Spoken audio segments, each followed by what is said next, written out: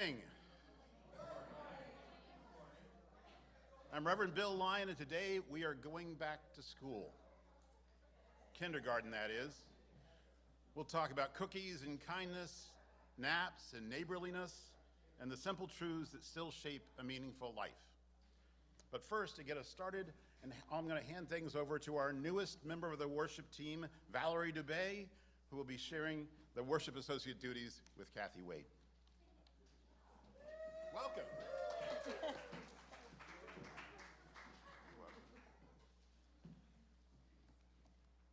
Good morning. Welcome to Heritage Universalist Unitarian Church. My name is Valerie Dubé, as you heard, and along with Kathy Wade, we will both be your worship associates today, for I am in training. So Kathy is kindly showing me the ropes. Thank you, Kathy. Heritage is a warm and welcoming community, caring for and nurturing the minds and hearts and spirits of all people, regardless of race or creed, age or gender, life experience or beliefs. We welcome you all, whether you are here in the sanctuary or joining us via Zoom. Greetings, Zoomers. Hey. If you're a first-time visitor, welcome as well.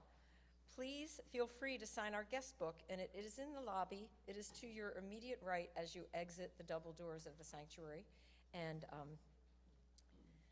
you can also connect, if you wish, with our greeter from the Board of Trustees, who is Kelly Vieno, and she's standing back there right by the guest book. She's waving right now. She would be happy to talk with you after the service and even give you a tour if you would like. The sheet that you were given on your way into the sanctuary has the order of service on one side and some important announcements on the other. There's lots of opportunities to get involved and also to be of service in this community and beyond. And just a reminder, please take a moment to silence all phones and devices. You can set them to airplane mode, you can turn them off altogether, either one, as the signal can interfere with our internet system. Thanks.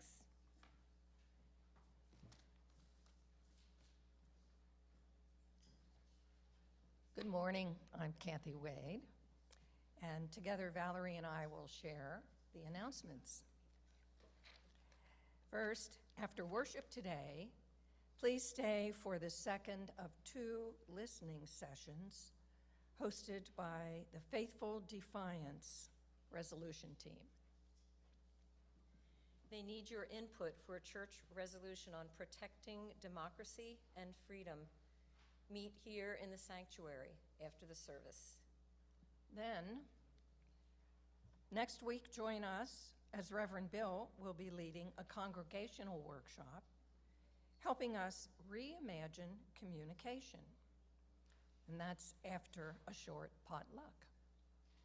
And yes, we will have childcare for those who need it. Everyone is welcome as we work together to improve how we communicate with one another and beyond.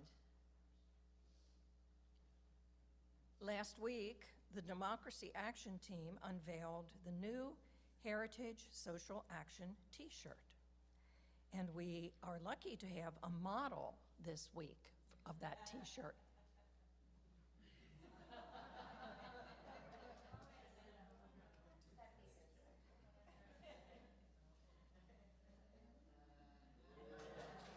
Ta-da!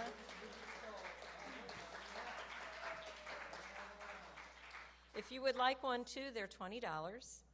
And see Donna Buckley after church in the Great Hall. Here she is. Just raise her hand. And we have one more announcement. Good morning, everyone. No t-shirt unveilings, but this Thursday, October 9th at 7 p.m. here in the sanctuary, I will give a presentation called Mental Health, Addiction, and Trauma, What You Need to Know. October is Mental Health Awareness Month, and in this one evening, 1 hour, you can get a month's worth of raised awareness. Because the presentation is packed with critical, practical information and lists of resources to help people dealing with these challenges.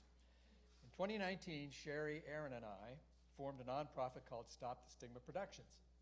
with a mission to raise awareness and reduce stigma about mental health and addiction by educating people and fostering open, honest conversations through performances and workshops. This presentation is an outgrowth of our show, She's Crazy, Mental Health and Other Myths, and we've performed that twice before here at Heritage as well. Presentation is free, open to all who want to learn more about this very relevant topic. Hope to see you Thursday night here, 7 o'clock. And now, Reverend Bill will call us to worship.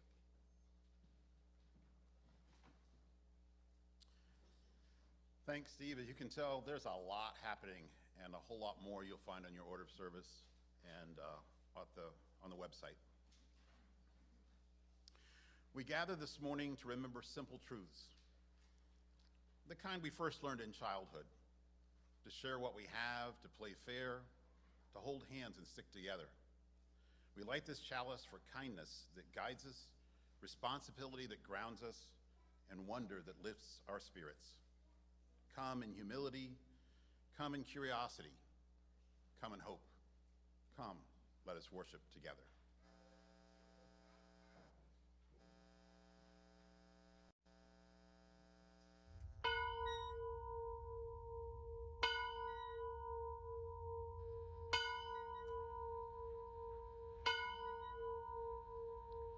We have a couple of guests who are going to light our chalice.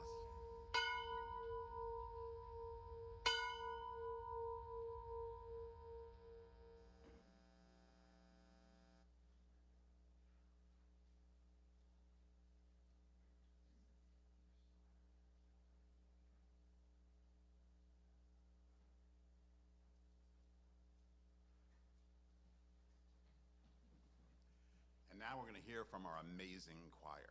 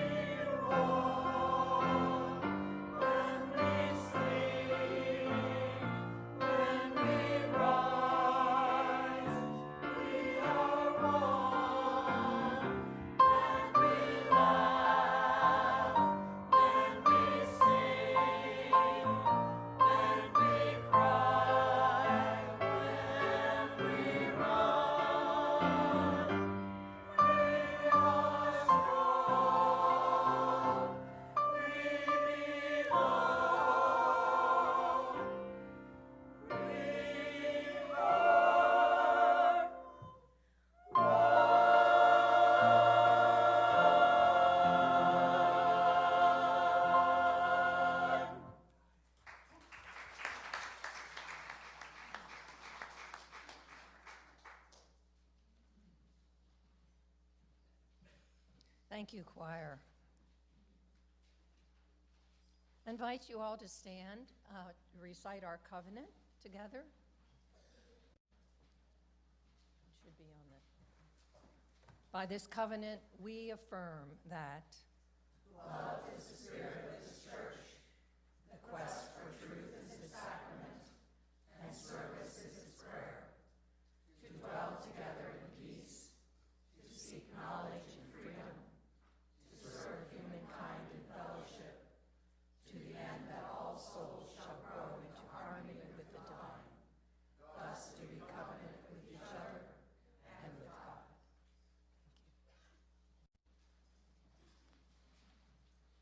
Lacey? Oh, it's me. It's time for all ages.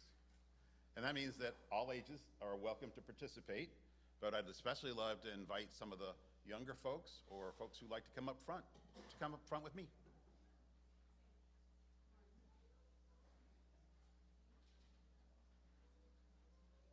Sit up here if you'd like to. Nice bumper crop today. Come on up. Wow, look at that, look at that. Okay, well, anybody want to count for me? How many kids do you see up there? 10. Including me? 11.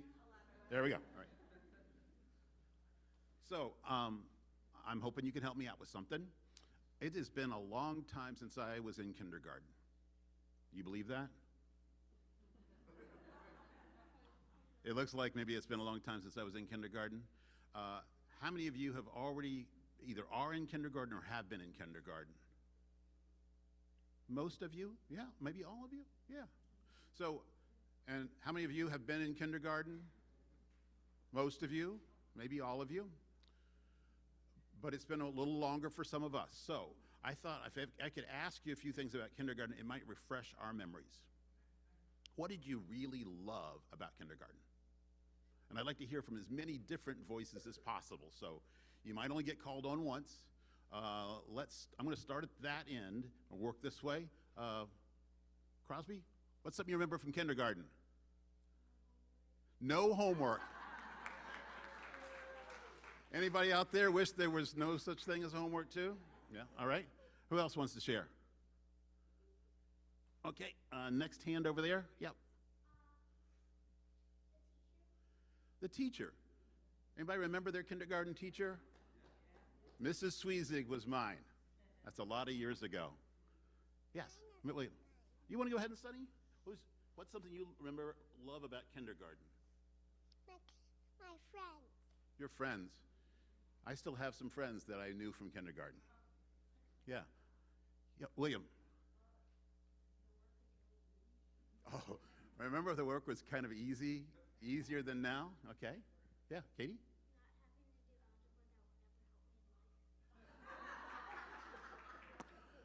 Algebra. Not having to do algebra because it's questionable whether we'll ever really need that in life. Okay, well, I'll buy that. Remy. What's that? We're going to make sure everybody gets to say one thing, and if we have time, you get to say a second thing. Your teacher, okay? Yeah. Gym. Remember when you could do move around things, whether it was gym or it was recess? Gosh, I miss recess and gym. Okay, yeah. We didn't have to do that much hard work all the time. Less hard work, more fun, yeah. Right? Yep. And Shayla? No spelling test. Oh boy. Although, the one thing I didn't do well is I got corrected. Because I wrote my name down wrong. I didn't know how to spell my own name. I spelled it B-I-L-Y, and I went by Billy, and it should have had two L's. But my teacher was very kind about it, and that made me keep willing to be trying. Yes, you didn't get to share yet. Oh, you had to stay in the same room. You didn't have to go from place to place. Yeah? Have to carry a bin or your backpack. Yeah. Remy, you had one more for us? Sure, except that was different. What was that one? Sure, except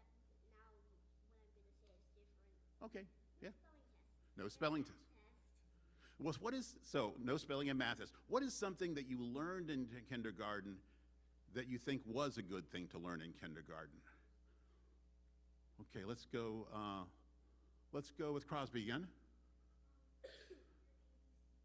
Your ABCs, the basics. The basics are things that was important to learn, and we do still use those. That's good. Yeah. William? Again, the basics, addition and subtraction. Maybe not algebra and calculus, but addition and subtraction.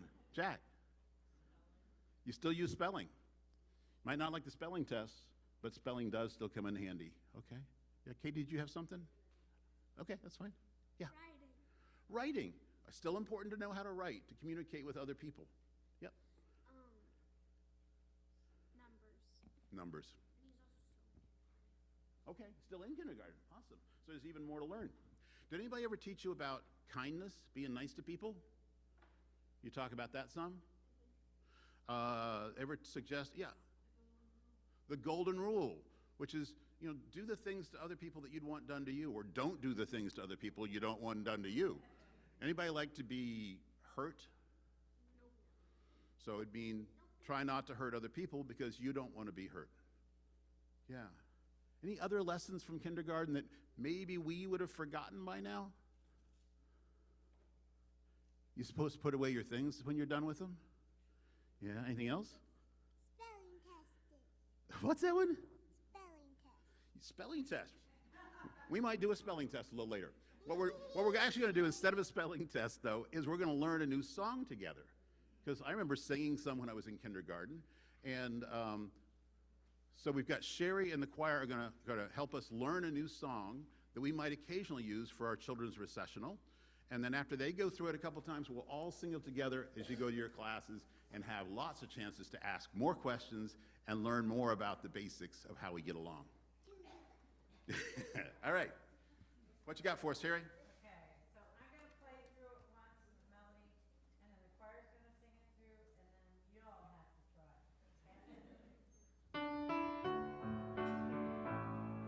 Oh, wait, does Lucy have the words? That would be helpful. They're coming. Here we go.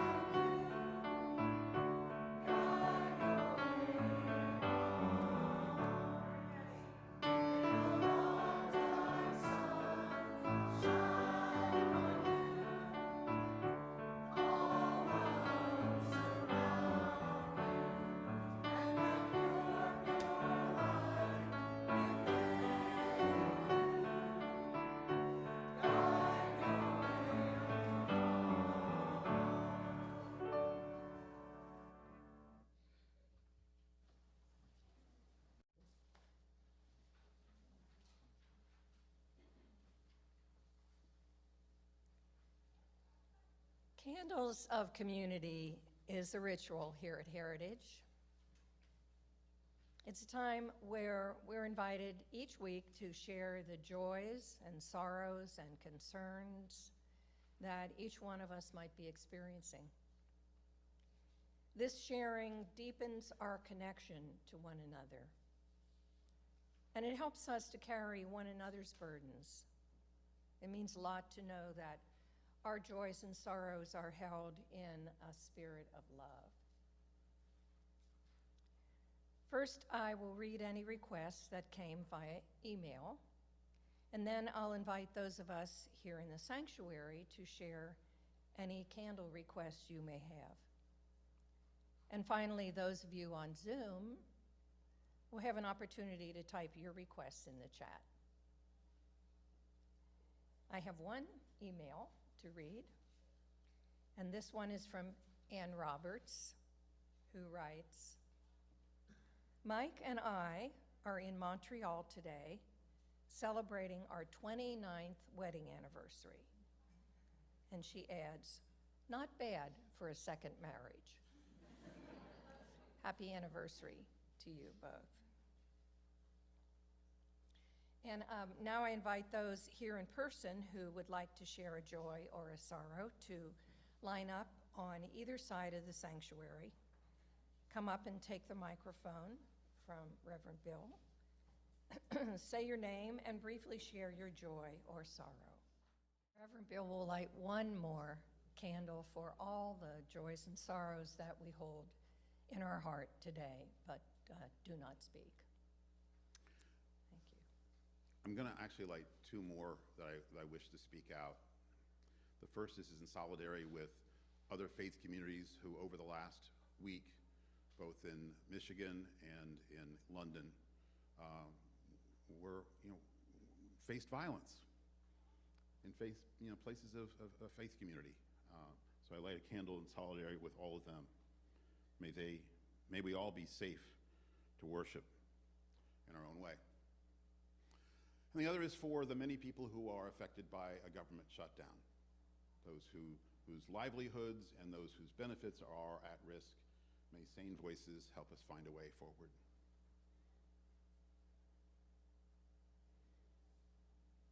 As Kathy said, there are so many sorrows and joys that we hold in our hearts. I light this last candle in honor of them.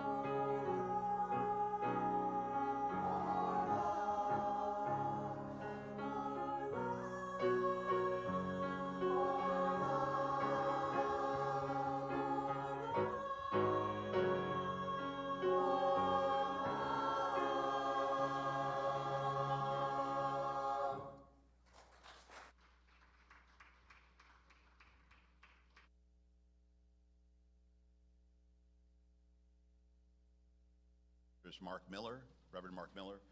And it was one of those classes on Zoom where, you're on Zoom staring at the screen the whole time, and then you get a little break. And you go maybe walk outside for 5 minutes, and you come back, and Mark would sing a different one of his songs to us to invite us back into our time together. So that means a lot to me. Thank you. And now we have Aaron Walzewski.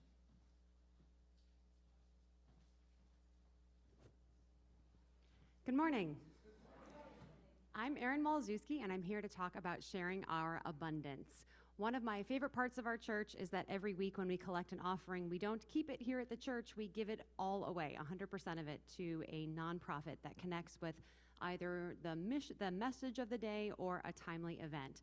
And today, with Reverend Bill talking about All I Need to Know I Learned in Kindergarten, we wanted to support a nonprofit based here in Ohio that supports children called Action for Children. So we've come a long way in our understanding of what it means to have a childhood and to understand that children are not just little adults. My mom has a PhD in early childhood education, and my sister has a master's degree in the same thing. So you can imagine that our dinner time discussions when I was growing up were about Piaget and all these different psychologists and what kinds of things make a childhood. And so my mom would tell us things about things like parenting techniques. And I remember one of them was based on a very early book called Do You Want to Wear the Red Socks or the Blue Socks? And the idea was controlled choice, so that rather than saying, what do you want to wear to your aunt's wedding? And they say, my Superman costume. And you say, no, how about this lovely pantsuit? That you say, do you want to wear the red socks or the blue socks? So that you are giving them some choice, but within the parameters of what you need them to do as children. So I grew up with the benefit of this, and I can't tell you how many times I asked my children some sort of choice. By the way, it works for law firm partners too. But I was really the beneficiary of those types of techniques and tips, and not every parent has that. So we have organizations like Action for Children that are providing parenting classes. They have one called Fathers Up for dads. They have one called Mothers Matter for moms. They have 2 different court-approved classes called Separate Parenting Together for helping newly divorced families navigate the complexities of trying to figure out how to co-raise children when the parents aren't together anymore. So through parenting classes and then through statewide advocacy for access to quality child care, organizations like Action for Children are helping parents, they're helping children, and they're helping communities across Ohio. If you are here in the sanctuary, we will be passing the plate, or the QR code on your program will lead you straight to their donation page. The donation link is in the chat for Zoom, and we would welcome your gifts for Ohio kids and their parents for Action for Children.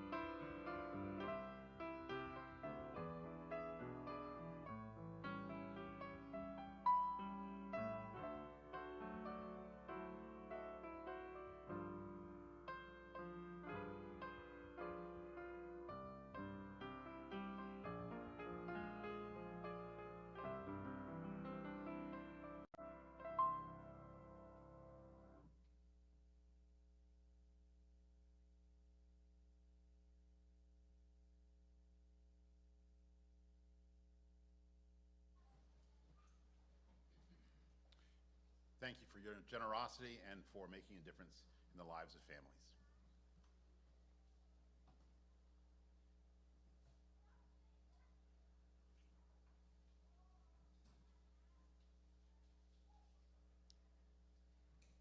We turn now to the wisdom of the everyday, the simple truths first learned in childhood.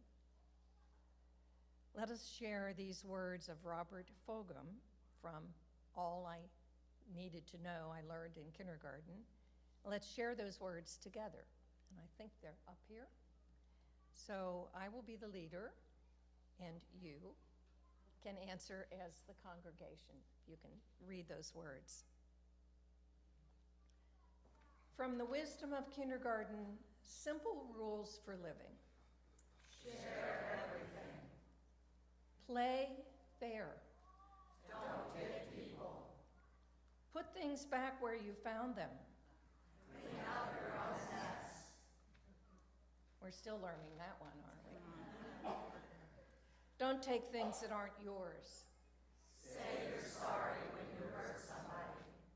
Wash your hands before you eat. Flush. Warm cookies and cold milk are good for you. Take a nap every afternoon. When you go out into the world, watch out for traffic, hold hands, and stick together. And be aware of wonder. May these simple rules open our hearts to deeper wisdom, guiding us toward kindness, balance, and wonder in our shared lives.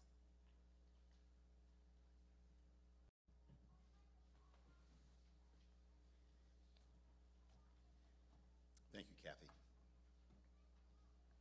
It was more than 40 years ago that I picked up a copy of Robert Fulghum's best-selling book,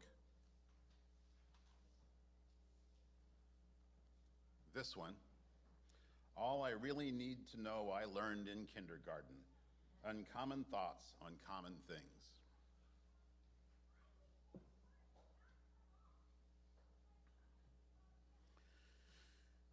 It was a best-selling book, and I liked that each chapter stood on its own. They were, in fact, essays woven together into a book. And as a recent college graduate, I had a degree, but I didn't know much. I was less interested at that time in deep, heavy reads, having gotten through that in 5 years, a lot of reading. So things like philosophy and theology, that was too much, but the simple stories that could guide how I might navigate the scary world outside the insular college environment, that made sense to me. And I appreciate that Fulghum was a true storyteller.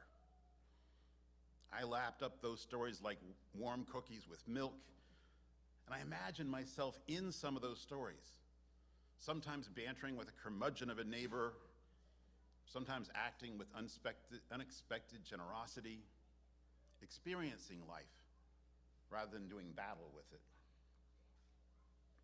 What kind of person gets to live that way, I wondered. How in the world do these opportunities to connect in meaningful ways and then to share them with others come about? What career in this world might offer that? One of the final chapters in the book is entitled Credo. Interesting title for us, right? The author expresses his everyday beliefs in plain language, and I glimpsed at questions that I might ask and try to answer over a lifetime. Questions like our kids are out there asking and answering right now, if you get a chance to glimpse at them. But it also planted a seed that would take 40 years to fully germinate. It's in that chapter, near the last chapter, that Fulghum confesses his profession, or at least one of them. So in case you don't know, Robert Fulghum is a retired Unitarian Universalist minister. And as one of my predecessors, the Reverend Eleanor Artman, would surely add, and an unusually wealthy one.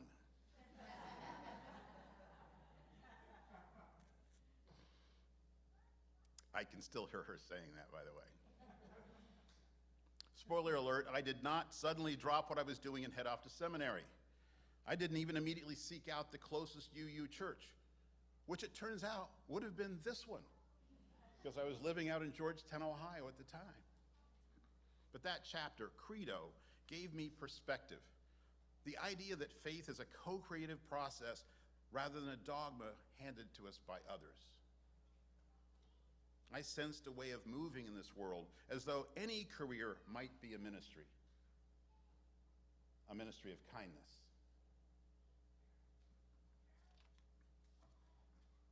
So back to kindergarten. That first chapter is the one from which the book gets its title.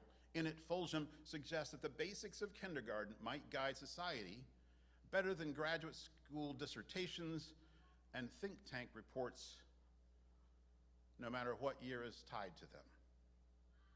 Project. 4 decades later, in an environment that feels more toxic and mean-spirited each year, I thought, why not re-enroll in kindergarten? Want to walk to school with me? Let's. In our responsive reading, you were kind enough to verbalize those basic rules of kindergarten. And weren't we all taught them or something similar? But just being told the rules of kindness and decency hasn't made them stick. At least not with everyone. And even for myself in certain moments. So let's break down what I see as 5 themes that might offer hope and a way forward. Respect and responsibility. Put things back where you found them, clean up your own mess, and don't take things that aren't yours. Now that might sound like a lesson about toys in the playground, but it's much bigger than that. If you're a parent of a 5-year-old, you may still be instilling some of these rules. Or a parent of a 26-year-old, or the spouse of a 62-year-old. Hey, it's not all about, we're not all perfect. And it's not about perfection. We're talking about aspirations and intent here. And time for all ages. Today and in another week, you're getting to know our UU kids here. And look how much better they are doing at this than a lot of so-called grown-up politicians, governments, and corporations. For starters, let's be honest, this church sits on land that wasn't ours. It was taken by our government through violent conflict, coerced treaties, and forced removal. And it's so convenient to relegate such actions to the past. Surely, we must live in a kinder, gentler, more evolved time. But look around. Taking things that don't belong to us is not only still practiced, it's normalized. The taking of land in Ukraine, in Gaza, and Armenia. The erasure of ethnic and identity in so many parts of this world. And the taking of rights, right under our noses. So Fulgham's rules echo here. Put things back, clean up your mess, and don't take what's not yours. Our UU values call us to do the same, to demand justice, equity, and stewardship. So what we teach our children, what we remind ourselves, matters. Kindness and compassion. Share everything. Play fair.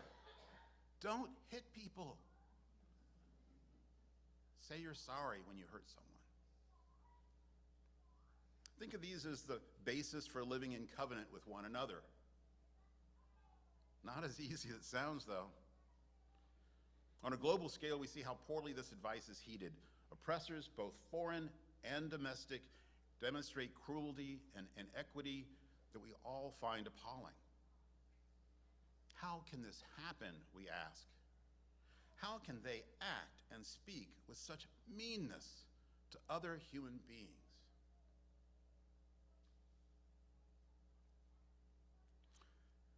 And then I think about the way people I do agree with sometimes talk about their opponents.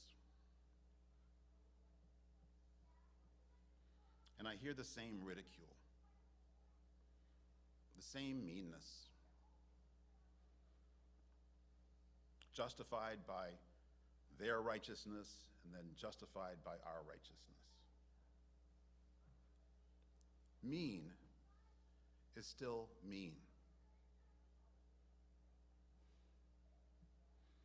And did it ever work in kindergarten or with your parents to say, well, they started it?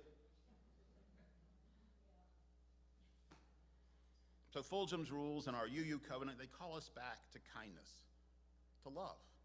They remind us that worth and dignity belong to every person. More love, less hate.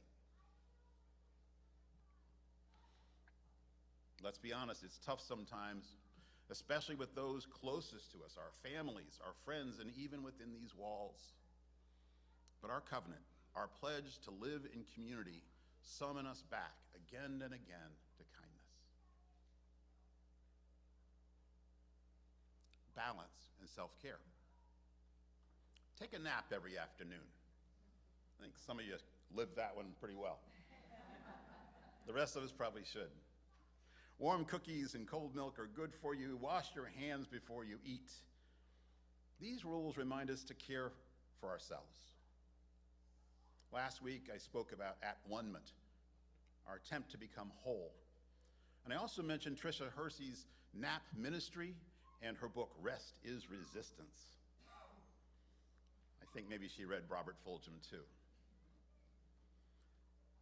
You see, so much bad behavior comes out of harm. Targets of bullies often become bullies. Children of addicts often develop addictions. And whether harm was caused by others or simply by neglect of our self-care, we are seldom at our best when our nourishment is lacking.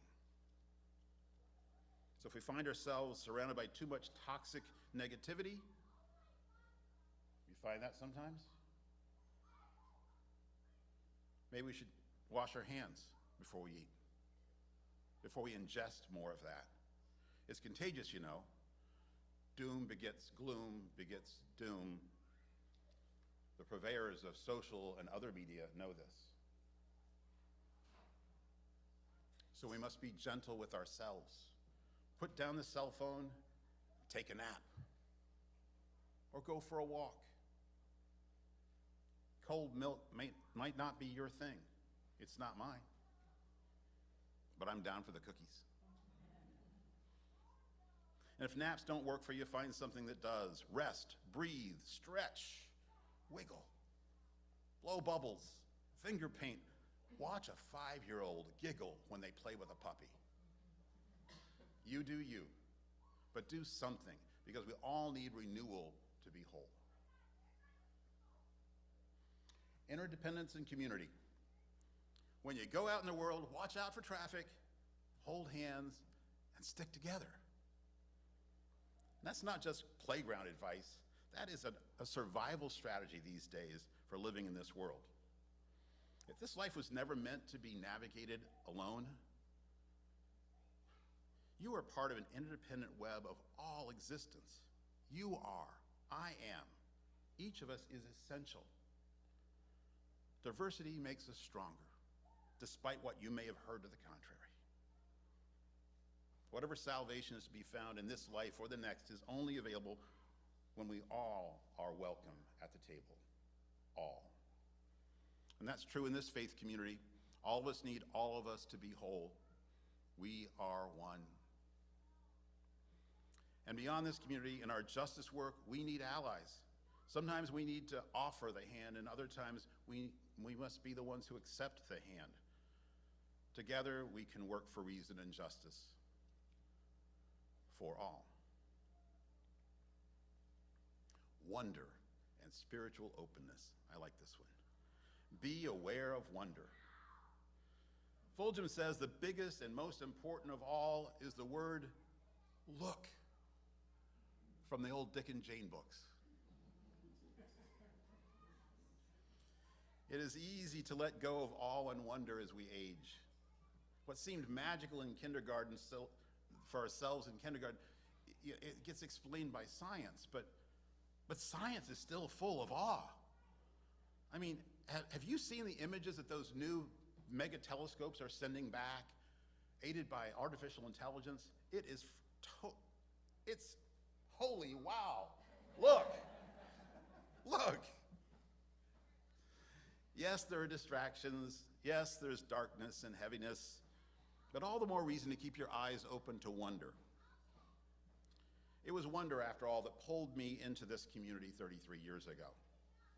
I wondered what it would be like to be at home spiritually. I wondered what it would be like if an interdependence could replace my rugged individualism. I wondered where I could express my doubts while exploring the big questions. And that wondering, that free and responsible search for truth and meaning of Unitarian Universalism is what brought me here and what keeps me here. And so here we are, decades later, still holding on to the lessons of kindergarten. The truth is, I don't know much more than I did back then. The world is still confusing, and sometimes it feels harder than ever to live with kindness. But what I do know is this: we can share what we have. We can clean up our messes. We can take care of one another. And we can keep our eyes open to wonder. We can hold hands and stick together as we cross the busy streets of this life. And along the way, if we manage to stay humble and kind, well, then maybe, just maybe, that's all we ever really needed to know. And maybe that's enough.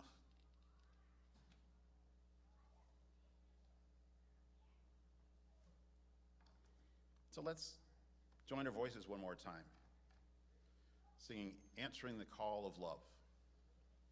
Please rise as you're willing and able, and remain standing for the closing words.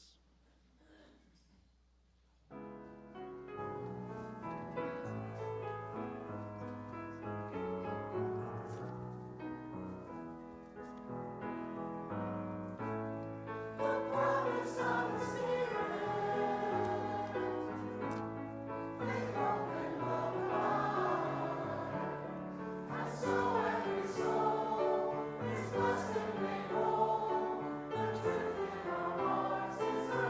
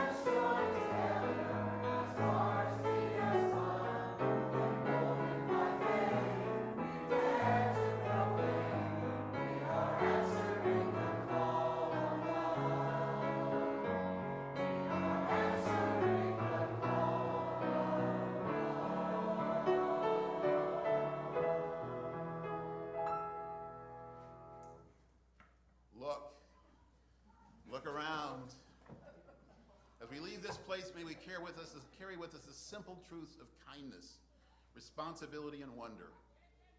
May we walk hand in hand, holding one another through life's busy streets. May we remember that even when we don't know much, living humbly and kindly is always enough. Go in peace, go in love, go together right after we extinguish our chalice and do our closing benediction.